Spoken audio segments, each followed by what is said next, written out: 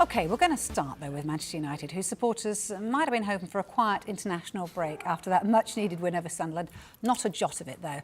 Minority owner Sir Jim Ratcliffe has said that he wants to give Reuben Amorim 3 years in the job to prove himself. At least he said that's what it'll take to prove himself. Asmir, 3 years for Amorim, do you think that's a good thing, bad thing, normal in football land? Not really. Well, I think it's a good thing for the manager, of course. I think to have the backing of an owner and having his long-term vision is it's fantastic for him. I think it's definitely not normal these days. I think most owners don't have too much patience with teams and they want to see immediate results. So I think for an owner to come out so publicly to back the manager in this long-term fashion is quite unusual these days. So I think for him it's a positive thing. Yeah, I mean, it's quite heartening to see such a vocal support, as you said. But if they go and lose their next 3 games, does that all become quite irrelevant, do you think? It could all change. It could all change. I think this day and age in football, as we said earlier, it's about instant results and change. And I think as ultimately football is a results business. We all know that. We live and die by our results. And I think that's the same for Reuben Amorim. So I think for him, he has to continue to win. I know he's won 3 home games in a row, which again is a step in the right direction for him and his team. But I think ultimately he needs to keep winning, he needs to keep the supporters on side as much as he can. Yeah, exactly. You and mentioned he has to wins. keep the belief from the supporters and the players. And I think it's going to be very difficult because obviously Liverpool away is the next game for them. And that's going to be a tricky one with Liverpool wanting to bounce back as well. So he needs to keep winning, needs to keep getting results, and there's no getting away from that. Yeah, I mean, they look tough fixtures, like you say, Liverpool next. They may or may not. I mean, Liverpool aren't in the greatest vein of form at the moment. So if they got a victory over Liverpool, that would go some way in making a bit of a statement, wouldn't it? Would be huge. Would be huge. I mean, it's maybe a time, not the worst time to play Liverpool with recent results, but at the same time, you know, Liverpool could be that wounded animal coming back after this international break, really wanting to kick on. So I think those games, Liverpool against Manchester United, they're always going to be heated. There's always going to be special occasions, no matter the run of form each team is on. So I think it'll be a big challenge for him and his team, and you know, there's no getting away from him. Even Brighton after that is a difficult game, so he needs to continue to collect points. Asmir, we've seen a lot of Plan A from Reuben Amorim. Do we need to see Plan B if he's to survive 3 years? Seems very stuck on Plan A. He does. That's definitely the case, which I respect in a certain way, because I think, you know, as a manager, you need to come in and transfer those beliefs into the players, into the staff, and everyone surrounding around the club. There comes a point where results are important. You know, it's not all about the way you play football at times. So results become important.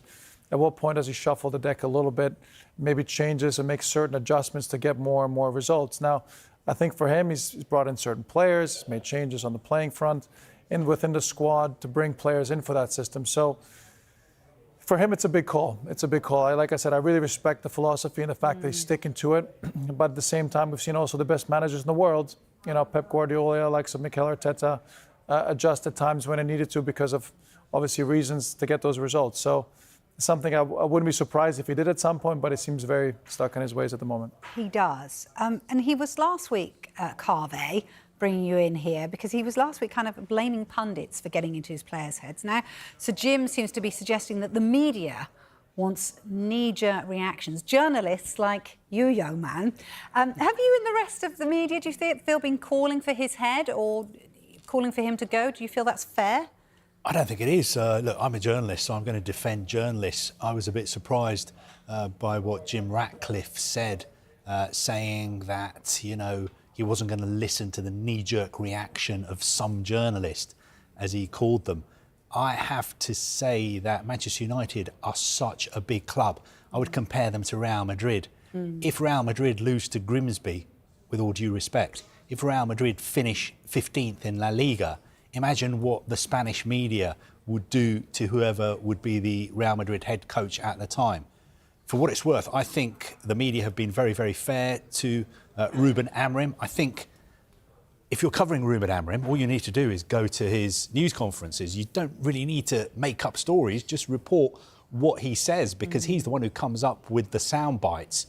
So in short, I do think Jim Ratcliffe was a little bit unfair to journalists, because I think the journalists who are covering United have been fair and impartial. OK, there's been a few comments. I think Jamie Carragher a couple of weeks ago said he expected Reuben Amorim to lose his job.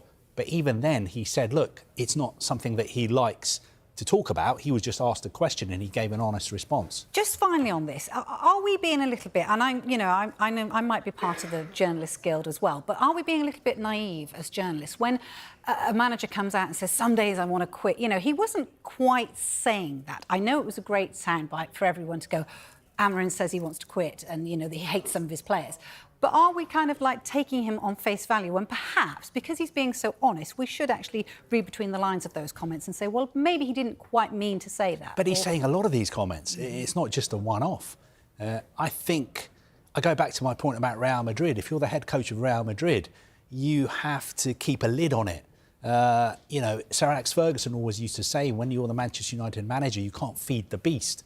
When you go into a press conference, you should dictate what you want to say. You shouldn't get led up the garden path by a journalist. But maybe he's been a nouveau kind of type of manager that actually wants to be a bit more honest with. Well, I'm not sure that's going to work at Manchester United, because if you speak to any sports editor, they will tell you that you will never go wrong by filling your sports pages with stories about Manchester United. Everything is a story at Manchester United, and you don't need to feed the beast, in the words of Sir Alex Ferguson. All right, let's turn our attention to another top journalist. Dave Reed is at the big screen to examine some of those claims about Amorim. Start over to you, journalist Dave. Thank you, Vicky. Thank you. Yes, Sir Jim Ratcliffe has compared Reuben Amorim and Mikel Arteta, saying that the Arsenal manager had a miserable time over the first couple of years at Arsenal. Amorim has now managed 50 games at Manchester United, so we can compare his start to that of Mikel Arteta.